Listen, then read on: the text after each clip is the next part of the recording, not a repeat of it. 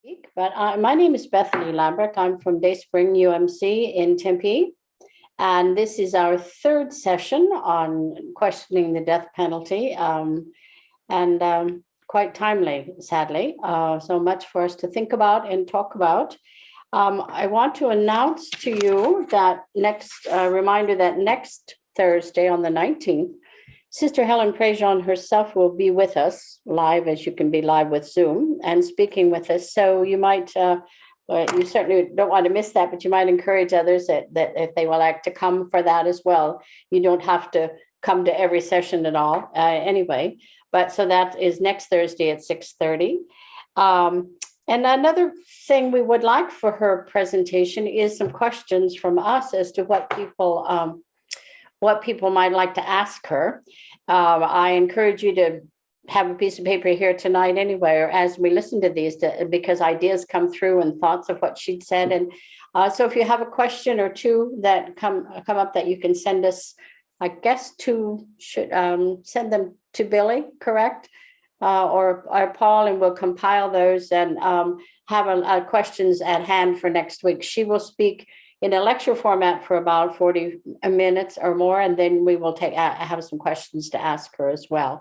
It's quite an honor to have her, and she always inspires in many ways. But I know today that we're all kind of bouleversé, as the French say, turned upside down and turned inside out over what's happened in our state as it's going on. So we'll think about that as we go through this video. But one thought that came to mind, one that really stuck out to my mind, was that the statement from the Navajo Attorney General, who said why this goes against everything. It goes against everything that we believe in terms of our cultural values and our religious values. And I thought, where do we identify our own cultural and religious values as a small group, but as a larger group, as a country, or as a part of Arizona? So something to ponder this evening, if you would. One thought. So we'll go right into the film. It's about 32 minutes tonight, but Paul will lead us into prayer to kind of put us in a format here and do some thinking and listening to what the wisdom she has to share. So Sister Helen Prejean from Louisiana. Okay. Let me open with prayer first. Loving and gracious God, we come to you tonight in anguish over the fact that the state of Arizona has taken the life of Clarence Dixon. We continue to be in anguish over the fact that Clarence Dixon took the life of Dina Bowden. Be with us this evening as we struggle along the journey of how to deal with the death penalty and how to minister to those facing the death penalty and their families, and how to minister to the families of those whose loved ones have been senselessly taken from them. Open our hearts tonight to hear your spirit and hear the spirits of everyone present here this evening. We ask this in Jesus' name. Amen.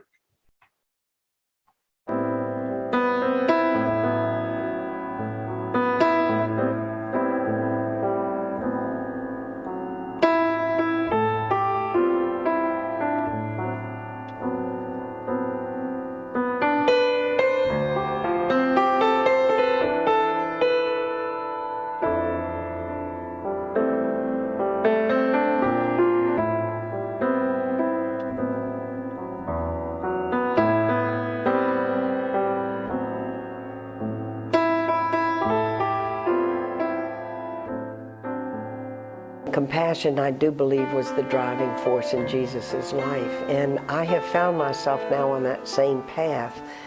When I've awakened to poor people, you know, the Hurricane Katrina in New Orleans where I lived, one gift of it is that for a brief moment it pulled aside the veil and we saw the other America of who was left in the Superdome. How do you have an evacuation plan that doesn't include 150,000 people who don't have cars? Well, those were the poor people I lived among in New Orleans in 10 major housing projects where poor people are forced to live. And Compassion, see, means that we have to at least be in touch with the people. But in our society, we can avoid poor people. We got interstates, we got our insulated cars, we can drive past, and we never see people. Well, my awakening to the gospel that happened when I was 40 years old was that Jesus was among the outcasts. Jesus was among the people that we call the unclean of our day. Death row inmates, people in prison. You got to include in the whole swarm of people, gay people, prostitutes, people who never go to church. And I learned from them when I lived among them.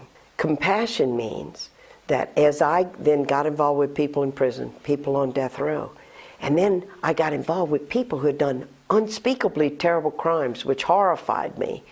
But I recognized their humanness, that they were more than that one terrible act of their life. But then I got involved with the murder victims' families too.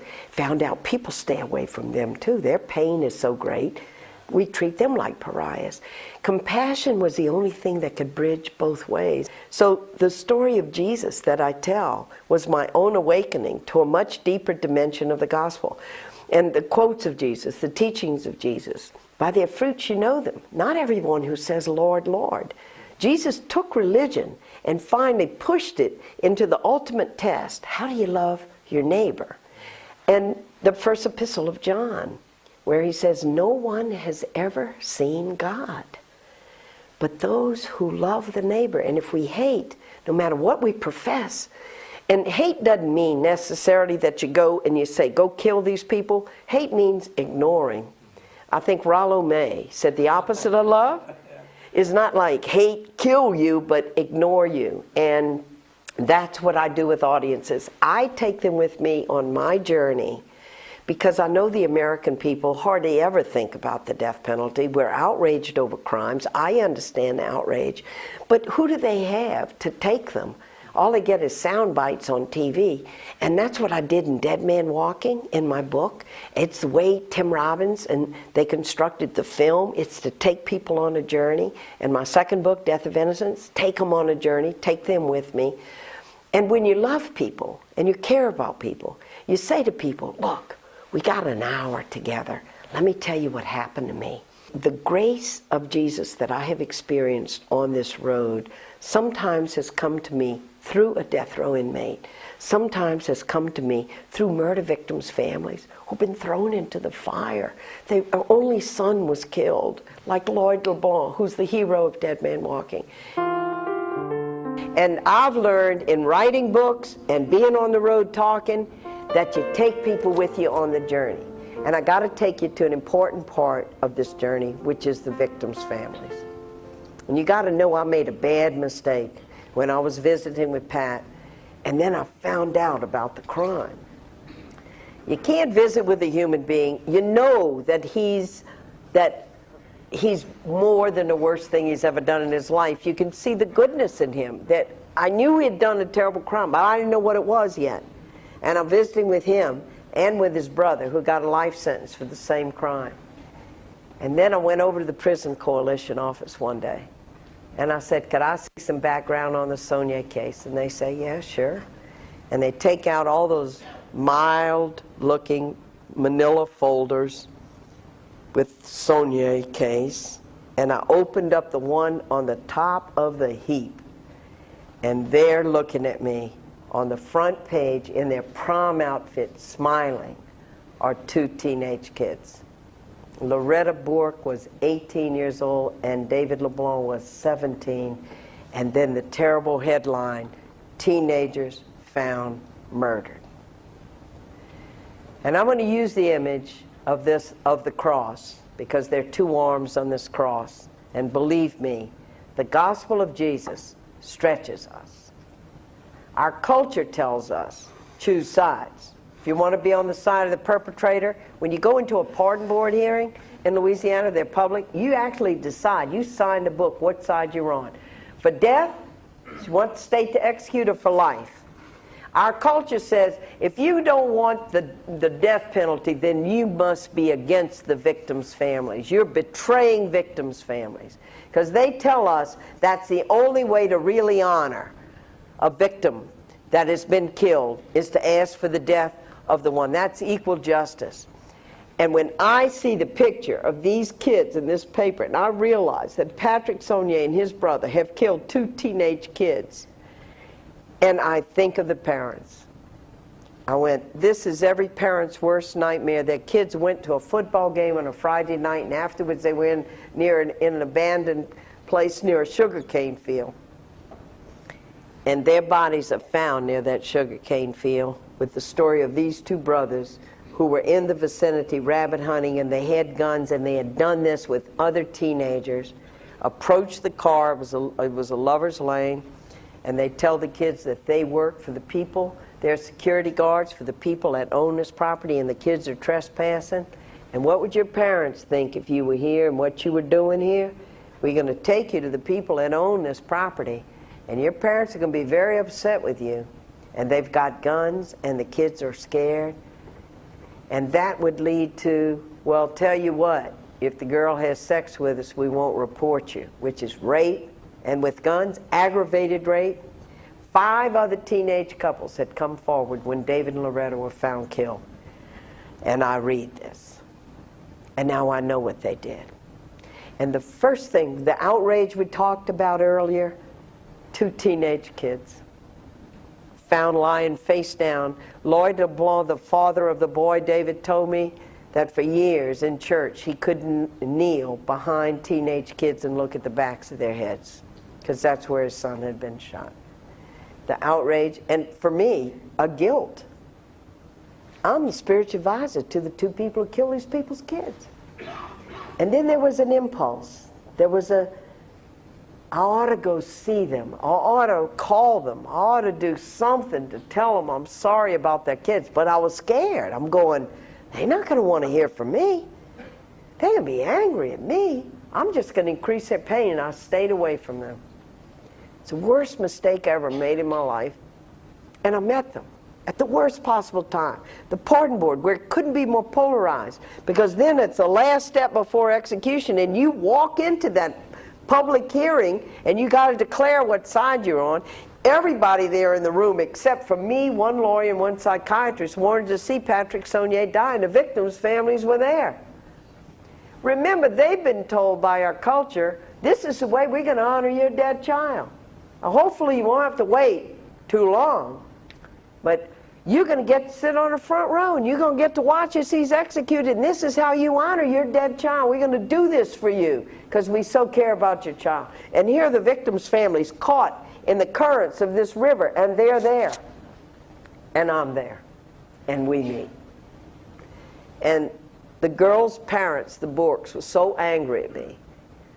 I mean, how could they not see me as an enemy? I'd not reached out to them in any way. How could they not see me that way? And we approached each other on this walkway, and they just averted their eyes, and they walked past me in silence. And right behind them was the LeBlanc family, whose son David had been killed. Lloyd LeBlanc and his wife Eula. Eula weeping. Eula, who had aged years and years over the death of their only son. Their only son. Thank God they had a daughter, Vicky, and they have grandchildren, and they've healed somewhat. I say somewhat. One victim's family told me one time, they're on death row, we're on death row. Every night of my life, I put my head on that pillow. I was her father, and I couldn't protect her when she needed me most. They suffer forever. And then coming up to me, here are the LeBlancs, I expect the same thing, which I deserved. And boy, surprised by grace. And Lloyd LeBlanc walks right up to me, and he said, Sister, I'm Lloyd LeBlanc. This is my wife, Eula. It's our son, David, who was killed. He said, Sister, all this time, you've been visiting with both the Saunier boys who did this, and not once did you call us to come see us? We've had nobody to talk to, and you can't believe the pressure on us with the death penalty. And I'm shocked. I thought every victim's family, of course they would want the death penalty. I said, Miss LeBlanc, I'm so sorry. I said, I didn't think you'd want to see me. It was so lame. It was so weak. And he was so wonderful. And he said, Sister, You don't know what I think till you come see me. I wanted to say, you don't know what a coward I am. I didn't know. And he beckoned me. He was the one full of grace. He was the gracious one who called me. He said, sister, I pray in this little chapel.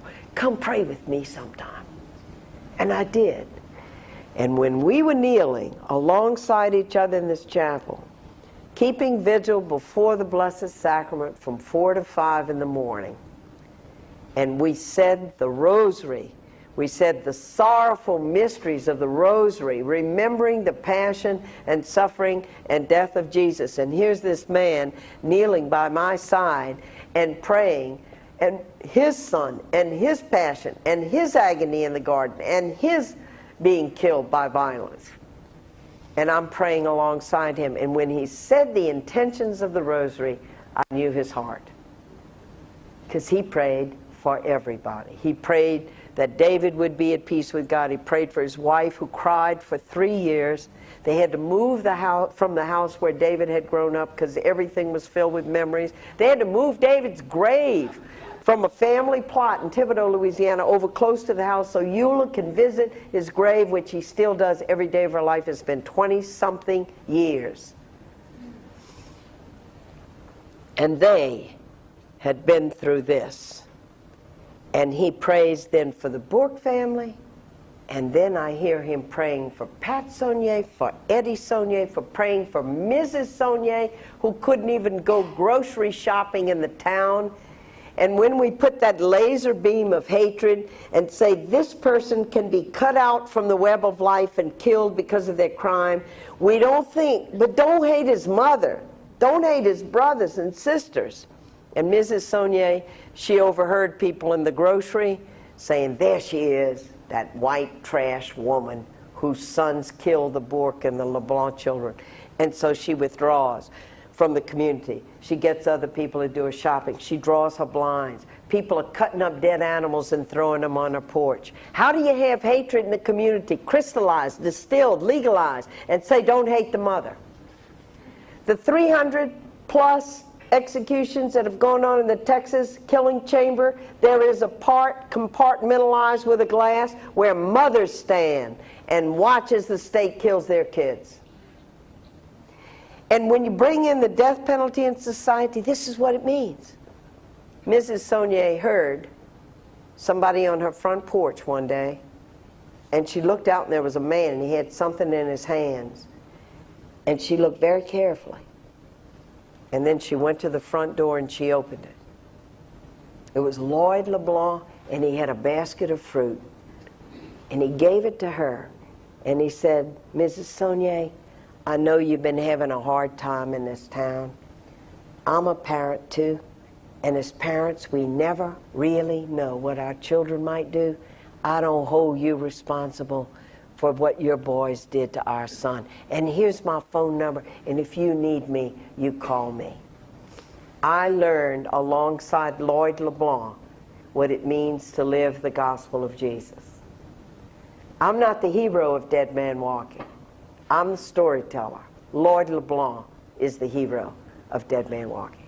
He taught me that what forgiveness means. He said people in our society think forgiveness is weak, like, oh, you killed my son, well, I'll forgive you. You know, forgive and forget. As if you condone what someone did. As though you're saying, oh, it's okay, you killed my son.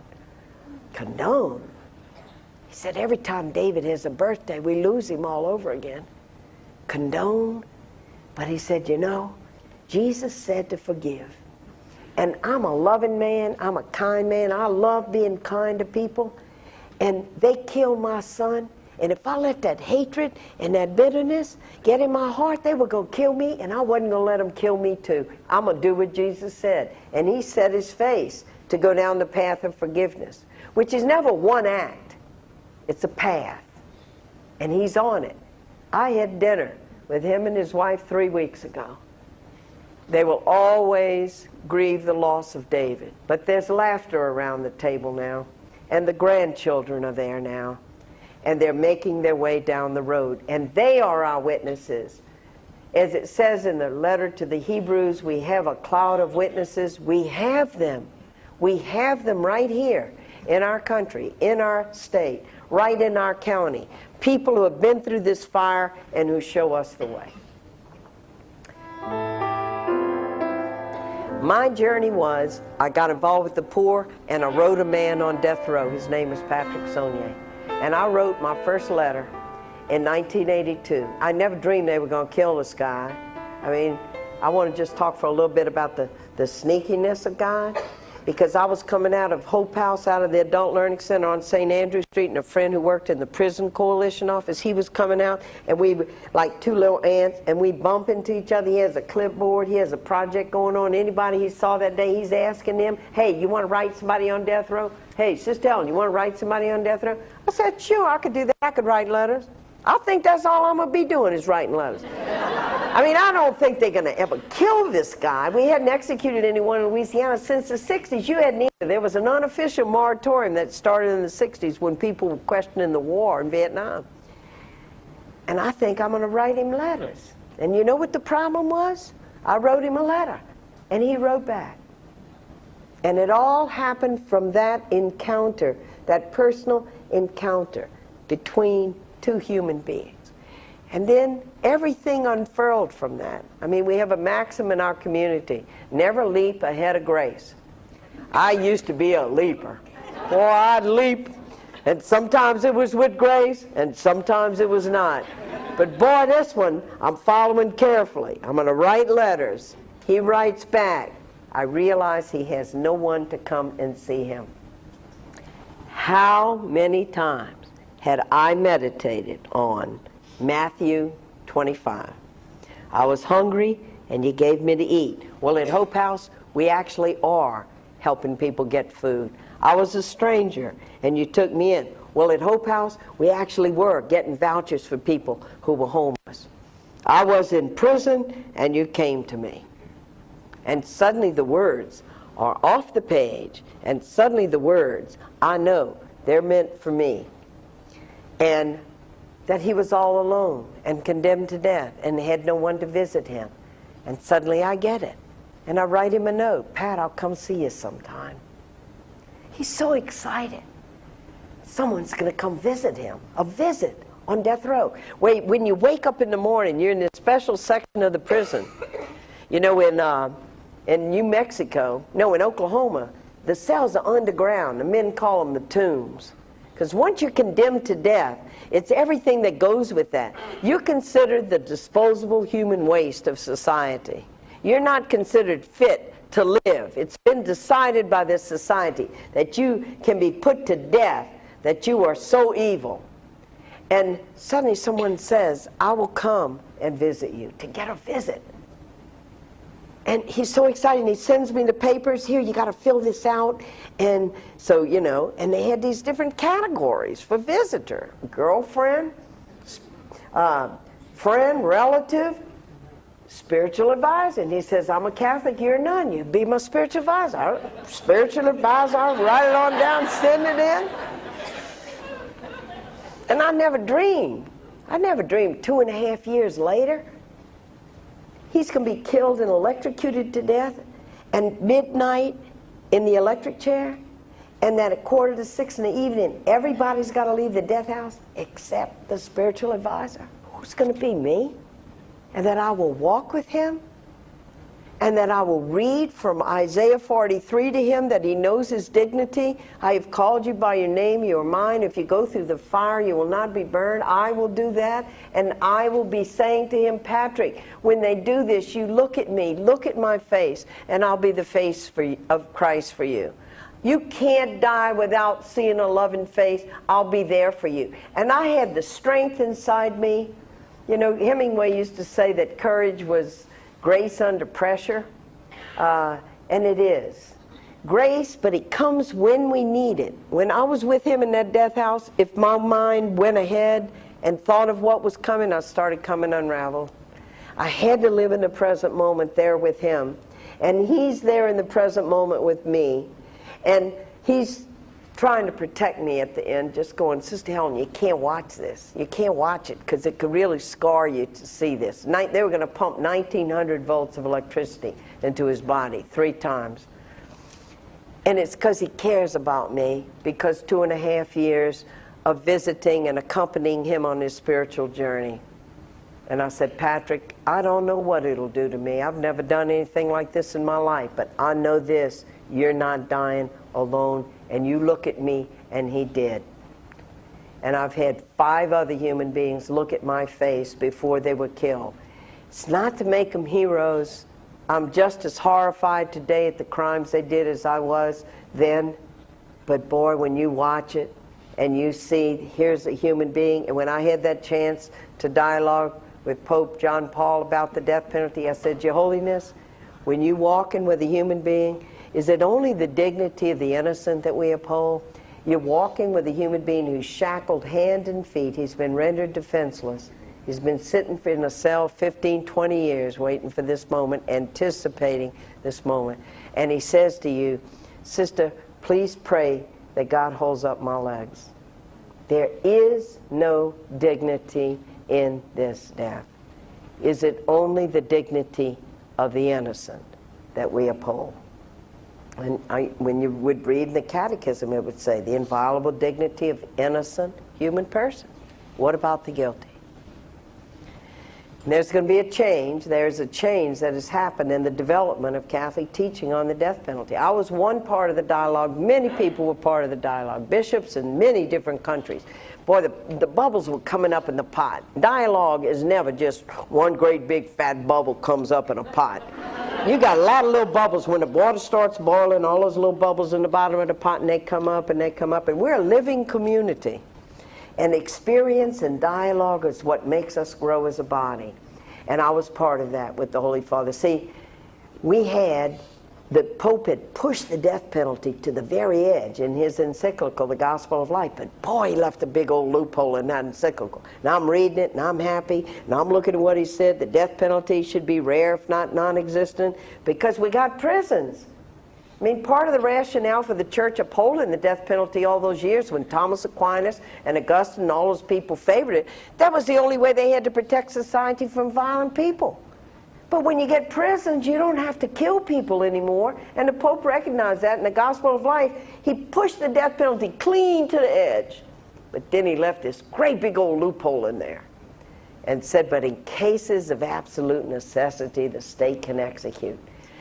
And boy, when you have a chance to dialogue with the Pope, I mean, you dialogue. I mean, you speak the truth. You don't just say, nice to talk to you, Your Holiness, everything's fine, you know, and executing people, yeah, you know, it's, because I knew what the bishops had said, and they said some great stuff, but boy, they had the loophole in there too. There were exceptions, and people were quoting those exceptions. District attorneys are quoting those exceptions. And I said, Your Holiness, your words are going to be quoted for death. Because any time the state executes, or people are going for the death penalty, they're going to claim it's an absolute necessity. Did we have to kill Timothy McVeigh? Absolute necessity. You can't let somebody get away with a crime like that.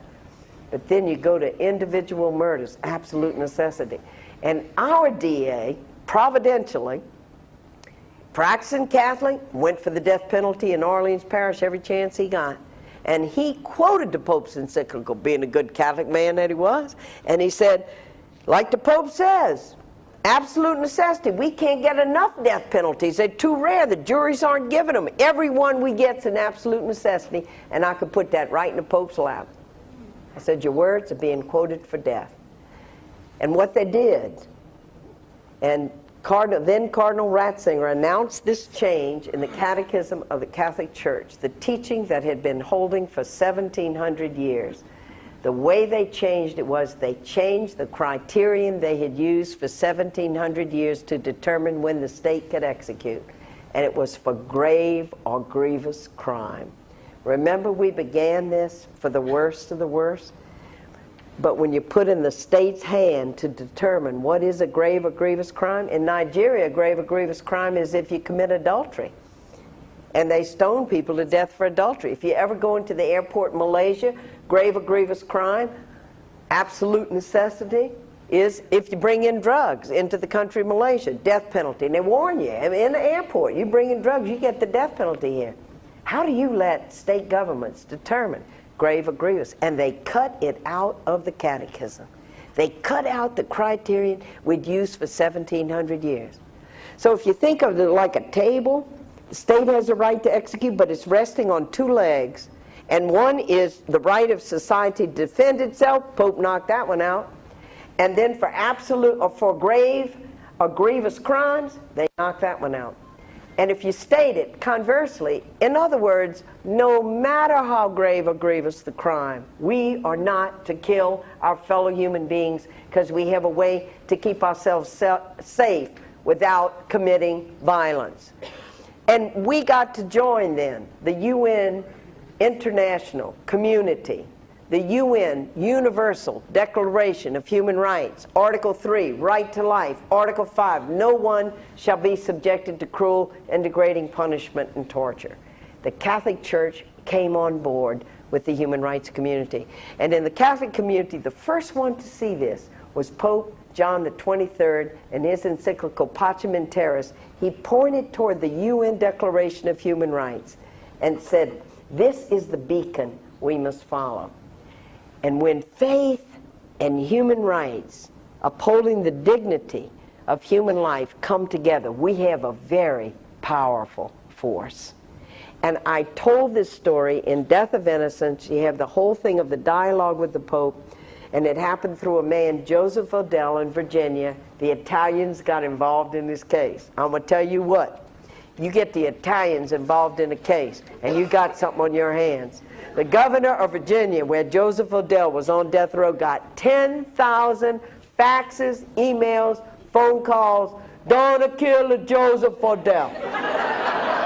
And they couldn't wait to kill Joseph Odell. I mean, to get the Italian, what is leading this Italian brigade here? The Italian parliament is sending over delegates to see him. The mayor of Palermo makes him an honorary citizen of Palermo, hands him the certificate, and tells him, Joseph, if Virginia kills you, we will not let you be buried on Virginian soil. We will bring your body over to Palermo. Really nice graveyard, Joseph. Only for honored people. You will be buried there. And in the end, that is what happened. And along with being able to have a dialogue with Pope John Paul, I got to meet him. And with Lauriers, this young woman who tried very hard to save Joseph's life. And we met the Pope. You're not even aware that they're taking your picture because it's a moment. And I'm like looking at him because he looked so old and so sick. And he walked in so slow, you know, and I'm like, you know, like poor baby. I mean, like compassion, really. And then next week I heard he was in Jerusalem. I mean, you know, he really had a lot of energy and he expended his life for the church. But he did it. And we changed. But you know, it takes a lot more than Catholics just hearing, oh, the Pope changed this. Oh, okay, I don't believe in the death penalty anymore. You never get off that easy when it's the gospel of Jesus. It always entails a conversion of the heart and a journey. I mean, you know, this cross was given to me by a prisoner. His brother was executed. And he's the one who actually did the killing, but his life was saved. And he didn't have money because they don't get paid at the Louisiana State Penitentiary. The only way he could get money to give to an inmate to make this cross for him was to give his plasma. So I have a cross that was bought by a prisoner's blood who was guilty of killing 2 teenage kids. And when I wrote Dead Man Walking, I came to the part where they actually killed Patrick Saunier and 5 other people. You don't have many words. And you notice in the Gospels, and the evangelist just said, and they crucified him there. What it is when it's distilled, and I got a chance to have a dialogue with Pope John Paul about it. And I said, Your Holiness, when you're walking with a human being to his death, he's shackled hand and feet, he's been rendered defenseless. The gospel of Jesus gets very crystallized at a time like that. What are you for? Are you for life or death? Are you for vengeance or compassion? Are you for love or hate? Because you can't call this an act of love to render a person defenseless and take them and kill them. It's a crystallized act of hatred by the community. And I watched, and of course, for Dobie, I held up my cross. He was an African-American man with an IQ of 65. He was innocent, and they killed him. And as he looked to me from the gurney, I held up my cross. that he is sharing in the suffering with Jesus on this cross, and he's an innocent man, and he walked to his death with dignity, and he even forgave his persecutors before they strapped him on the gurney. I get to really see the gospel of Jesus lived. And I want to say about those who are guilty, I'm horrified at their crime. When I wrote Dead Man Walking, on every page of that book you can see I'm horrified at the crime they did, and then I'm horrified at watching the state in the most premeditated way, this cold legal calculus of taking the life of people. It's an act of supreme violence. And I get caught, I use often the two arms of the cross. And to follow the way of Jesus is, we live in a culture that says choose sides. If you're on the side of the perpetrator and you want to stand for their human rights, you don't want to see them executed, but you can't be on the side of the victim. And the gospel of Jesus calls us to be on both sides. The gospel of Jesus stretches us. Reconciliation is always deeper than polarities, our society. You either this or that, seesaw. You're for the victims or you're for the perpetrator. No. The love and dignity of every human person means people are worth more than the worst act of their life, and we need to put our arms around both.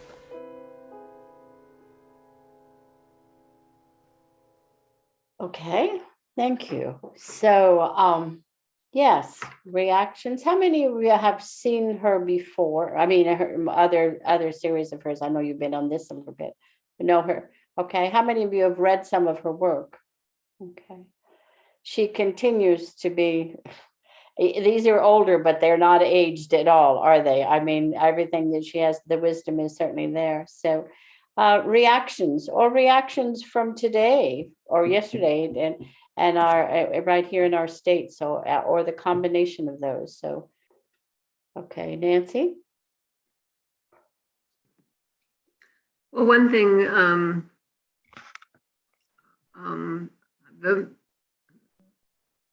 the story of the father of the boy who was killed, talking about really feeling pressure to accept the reality and the wisdom or benefit, I guess, of the death penalty. And I think we often hear that it's going to bring closure to people, and I just think that's false. I don't think you ever leave behind. You know, you can get well, you can live with what happened, but I don't think there is such a thing as closure for a circumstance like that. Mark? Yeah, there was so many comments that she had in there that just kind of hit me between the eyes. Compassion is the bridge to both parties of such a horrible crime. Sometimes we only see that as one way. The other big comment that it hit me was when the dad said that he wasn't going to let hatred kill him too. And so, and I've heard other people that have been in those kind of situations that said that, they forgive the individual. They'll obviously never be able to forget, but they do forgive. And that's got to be tough. I mean, I hope I'm never in that situation where I have to make that call, but what grace for those kinds of people that can do that with such an emotional attachment to these kinds of situations. Thank you. Yes, agreed. I think we all are. How terrible, how hard. Yeah. Judith, go ahead. You're mute. Yeah, there were a couple of things in the chat that people mentioned that also hit me, and I put in there that all people have dignity, and that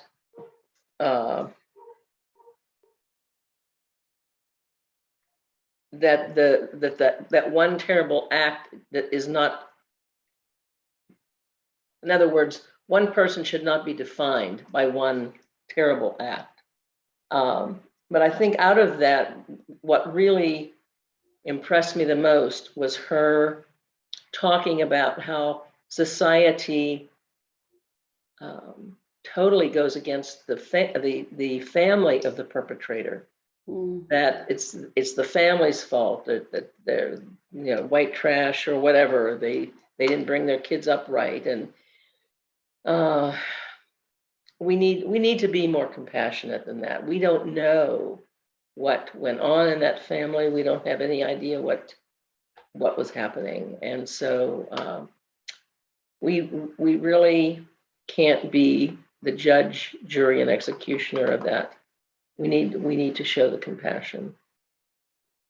Thank you. Maria Garber? Okay. No, I was just agreeing with the last panelist about human dignity.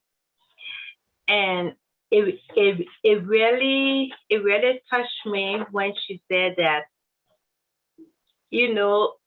we need to just go outside and have the empathy, that even though this person did this thing, and probably you may not know why they did it, but we should all be willing to reach out to the person. And then something she said that, I just had it down. Okay, where you don't actually blame the person, because like she said, oh, how could a mother raise a child like that to do something? And sometimes it's not even the mother's fault, but society tends to blame the parents and the relatives, and they tend to shun them. And we as Christians, we should avoid that. And this goes along with human dignity. As she was talking about it, I was thinking about the section in Genesis. All of us, whether we have committed heinous crimes or not, all of us are made in God's image. So that's the dignity. Can you imagine our Almighty God? All of us are made in His image. So we need to love one another. We need to see the God in each person. And it is not for us to judge. So I just thank her for all, that she has been doing. Thank you. Thank you. I think that word judge, it comes through a lot. We do judge. We judge all, who these people are, even in our state here too. So, Paul, go ahead. And Nancy mentioned closure. And I noticed that in the newspaper article in the Arizona Republic, the sister of Dina Bowden said that the execution of Clarence Dixon for her was not closure. It was the end of the process, but it wasn't closure. And I think that's a reminder of how long the pain endures of someone being taken from you, from your family. And what she was saying too about the LeBlanc family. I mean, every day, every year, every whatever, but also the mother of the Saulnier brothers. I mean, it impacts them all. Other comments at the moment? So many things that if you didn't read the things in the Republic today, there's an awful lot in there and a lot to process of what was said and what went on. And since it's right here in our backyard, but you get the players in this similarly to the players that she has have given us. But and I think, what did our governor say? Why did we go forward with this? This was justice.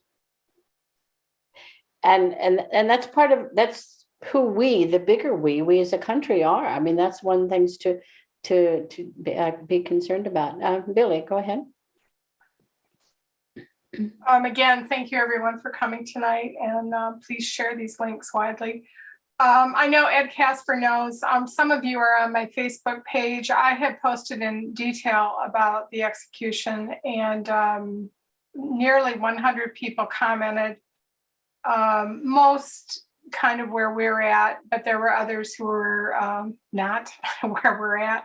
I got a lot of private messages that were really vulgar, and it's just an interesting place that we find ourselves in. And I agree with Mark. Mark wrote in the chat, "Conversion of the heart requires a journey," which is what I wrote that quote from her down as well. And,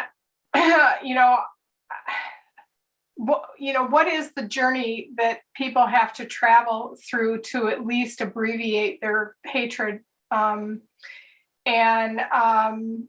It's just a really tough place that this country finds ourselves in. And it's easy right now, I think, for people to be ugly. And so what responsibility do we have as Christians to provide that beacon of light that there is another way, that hatred doesn't have to be the choice, that division doesn't have to be the choice? It's interesting that it's so polarized, and there doesn't seem to be any room. It's very binary. It's what she said about, are you for life or death, vengeance or compassion, love or hate? And that really is how society is right now. There's no room for middle ground. There's no room for discussion. And it's interesting that if you get into some kind of discussion on this issue where someone is very pro death penalty, and then if you challenge them at all, they immediately go to a victim mentality. You're picking on me, you're hurting my feelings, you don't know how to discuss or whatever. It's just been an interesting ride. If you're on my Facebook page, I encourage you to read them all, because it's a very interesting glimpse into society. But then what as Christians do we do about it? Mark, go ahead. Thanks, Billy. I wrote down that we need to end death row, because I think what came across was that death row is actually maybe more punishing and undignified than the actual taking of the life.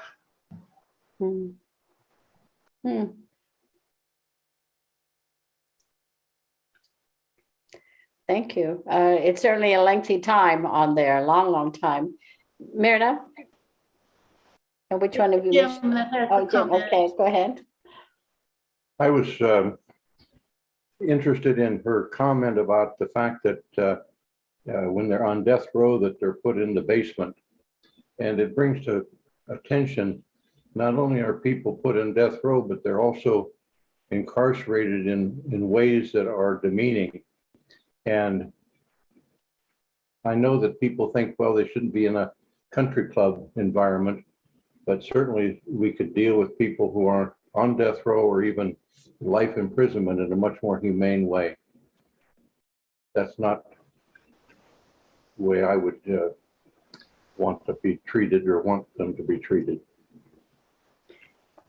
And what does that do also very strongly to the people that are allowed to treat them that way through those years too? I mean, then their value is changed. Yeah. Thank you. Nancy? One more comment about dignity. It seems to me that our whole criminal legal system is devoted to stripping people of dignity, especially when you get into the felony conviction aspect. Even if there is no prison sentence, many people are left with huge debts because of all of the fees and costs and so forth. And when people have been incarcerated and are released, they have trouble getting housing. Their ability to vote is gone, and it's not easy to get that back. And so there are just so many ways that people are, that the punishment continues. Thank you. Yes. Billy? To follow up on what Nancy said, and she's 1,000% correct. If you have, the only way you can get your voting rights back is if you only have one felony, but that is a very long, arduous process, and it's also costly. So there's that piece. And even for the people that are in, I teach at Perryville, and I teach leadership. It's nothing to do with my job. It's apart from that.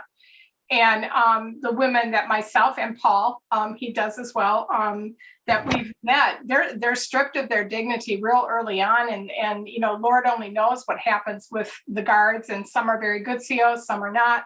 But it's tough. And yes, they are in prison. They got themselves out. It's up to them to get there. They got themselves in. And so it's up to them to, you know, organize themselves while in there to be able to get themselves out and be the best that they can be. But it's really hard when, you know, oh, you have a felon. I'm sorry, we don't rent to you. Oh, you have a felon. I'm sorry, we don't hire you. And the list goes on and on and on. And so you're forced into poverty. Well, then what happens? In terms of the death row comments, some of you I know have gone with me on tours of death row in past years. This was when, excuse me, Ryan was head of the DOC. And the night, and Paul, you might help me remember, I think it's either 1 or 2 nights before your execution, you're moved from your death row cell to the house, if you will, that you're going to be executed in. They're put in this barbaric cage that is very, very tiny. There's a small slot to where you can meet with your attorney, but it's literally a cage. I mean, I'm accurate in what I'm saying. It is a cage. It looks like a cage. It's a wire cage. It's very, very small, and that's where they spend, you know, that final time, and they can get their last meal. In Mr. Dixon's case, that was Kentucky Fried Chicken, strawberry ice cream, and water. And I had asked Director Ryan at the time, I said, what is it like for the prisoners who, you know, and that walk from this little cage, because it's right next to the place where you're executed. The gas chamber is right there. And then there's a room with a glass window that people who are witnessing the execution by lethal injection can watch. And there's a curtain that they open after the person is strapped in.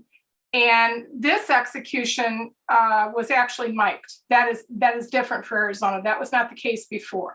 And they said so that the people who were witnessing could hear what was going on. But it's really a horrible, I mean, it's just horrible. And, you know, you can kind of get through the tour of death row until you get to that room. And when you see the cage, and then when you actually see the execution area. And I asked him what it was like for the prisoners when they take those, you know, those steps from the cage to the room. And he said, by that time, because of our process and because of how many years it takes, by that time, and knowing now that it's going to happen and all the rest of it, most of them are calm. Most of them, you know, they're resigned. It is what it is. It's going to happen. In this case yesterday, Mr. Dixon was agitated. He had a lot to say, although he didn't make eye contact with anybody in the witness area, but he was vocal. It took 20 minutes for the IV to be inserted. There was apparently a lot of blood, and it went well after the drugs were administered. By the way, the drugs being the same drugs that we put animals down with. And that's who we are in the state of Arizona. I also asked, what about the guards? So to your point, I asked Director Ryan at the time, I asked him, well, how do your guards, you know, because they've got to witness this. Well, first of all, it's a choice for a guard as to whether they want to walk and whether they want to witness. And they are offered counseling afterwards. And it's a volunteer piece for the guards. And so it doesn't necessarily mean it's the same guard every time. It could be different people. So it's, I mean, I know I've gone, Patty's gone, Paul is gone, you know, I'm not sure who else on here has gone, but I don't know with the newer director, we have not met him yet. So I don't know if I'm going to be able to reinstitute these tours because actually death row was moved and it's a little bit different now, but it's a horrendous, inhumane, barbaric process. And are we better than that as a society or not? And you can't quote money because it costs far, with the appeals and the ongoing nature of how a death penalty case goes. It is far more money, far more costly for someone to be given a death sentence than life in prison without parole. Well, thank you for your thoughts, and I know they will keep reeling through your mind in the next few days too. This has all been powerful. Marie, do you have a quick question as we get ready to close? A quick comment? No, I was just trying to point out the fact my sister said that society wants us to choose a side, but she says the gospel is calling us to be on both sides. And I see it even happening with the war in Ukraine. I hear Christians only praying for the Ukrainians, and they are not reaching out to the Russians. But our prayers too should go out to the Russians, that God will touch their hearts so they will stop, doing what they are doing to the Ukrainians. So as Christians, the gospel is calling us to be on both sides. Thank you. Reminder, okay.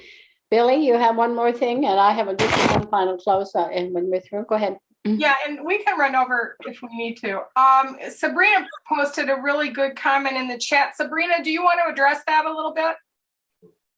I think that we've seen a lot of emotion over the execution of this week, but I think we need to be prepared that the death of children, the murder of children, brings about strong emotions for our entire community, whether we be parents, whether we be aunts, uncles.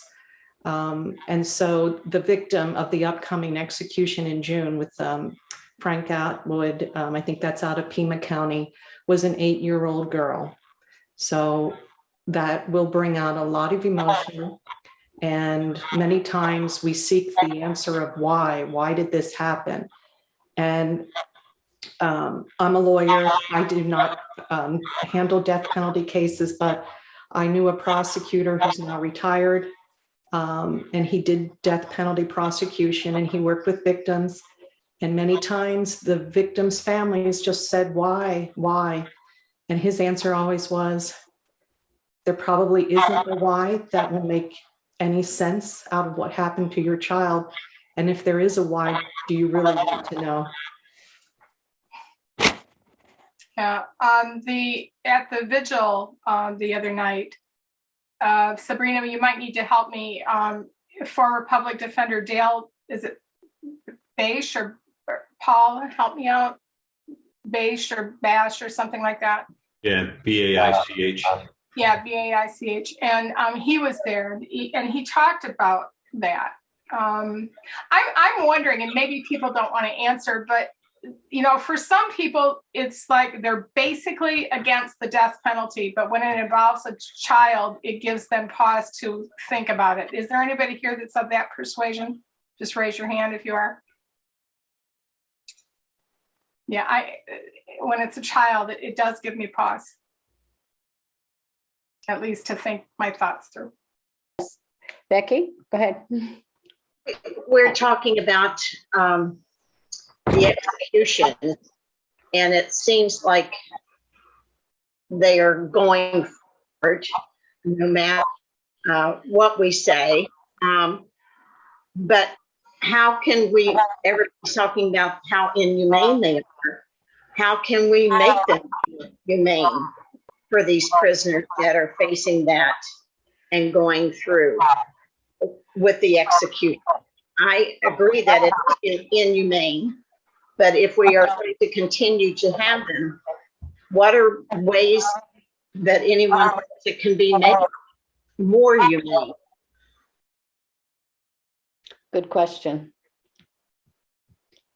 Thank you all for your comments and your input, and it is always refreshing to visit again with Sister Prejean. She has lived a life and devoted a life to and shared her wisdom, and it's a journey, and she certainly doesn't pretend to be any expert at all. She's just been there. She's been there and been guided, and perhaps that's where we are as well. The words that have been strumbling, going around in my head, have come from the Navajo, and from this Doreen McCall, and she says, and we think about how this transfers to us as well. The Navajo culture and religion holds every life sacred and instructs against the taking of human life for punishment. Committing a crime not only disrupts the harmony between the victim and family and the perpetrator, but it also disrupts the harmony of the community.